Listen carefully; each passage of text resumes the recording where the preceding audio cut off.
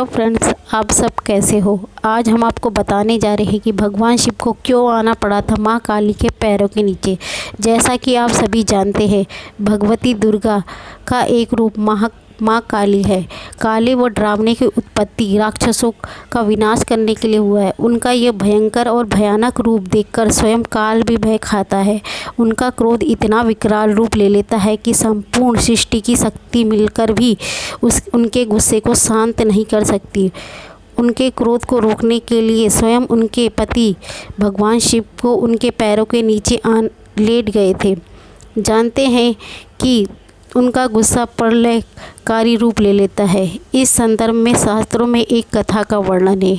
एक बार दैत्य रक्तबीज ने भयंकर कठोर तप से एक वर की प्राप्ति की थी कि जब भी कोई उसे मारने की कोशिश करेगा, उसकी एक बूंद धरती पर गिरेगी तो उससे अनेकों रक्तबीज पैदा हो जाएंगे।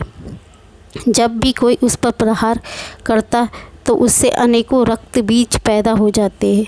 उसने अपनी शक्ति का प्रयोग निर्दोष व्यक्तियों में करना प्रारंभ किया।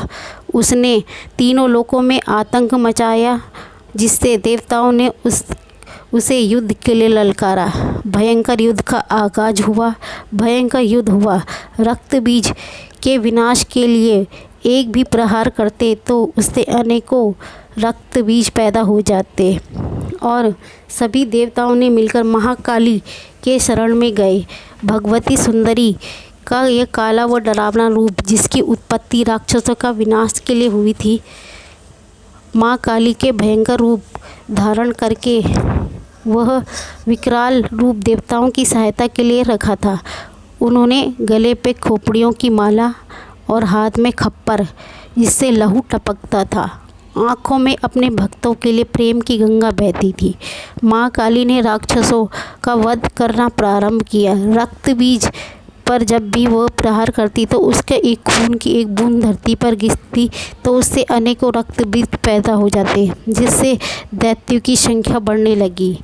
महाकाली ने अपने जीव का विस्तार प्रारंभ किया।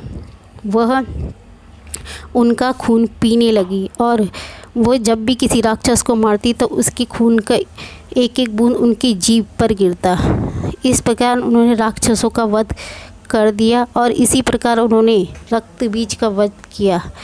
मगर उनका गुस्सा इतना प्रलयकारी रूप ले चुका था कि स्वयं देवताओं भी डरने लगे।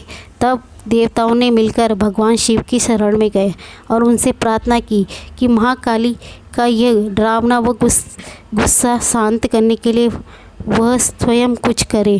तब भगवान शिव माँ काली के गुस्से को शांत करने निकल गए, मगर उन्होंने बहुत सारे प्रयत्न करे, मगर उनका गुस्सा शांत होने का नाम नहीं ले रहा था। भगवान शिव उनके पैरों के आगे लेट गए।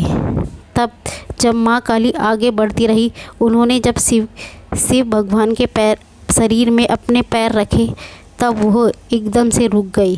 तब उनका गुस्सा शांत हुआ। आई होप आपको ये वीडियो पसंद आया हो। अगर पसंद आए तो मेरे चैनल को लाइक एंड सब्सक्राइब करना ना भूलें। Bye bye friends.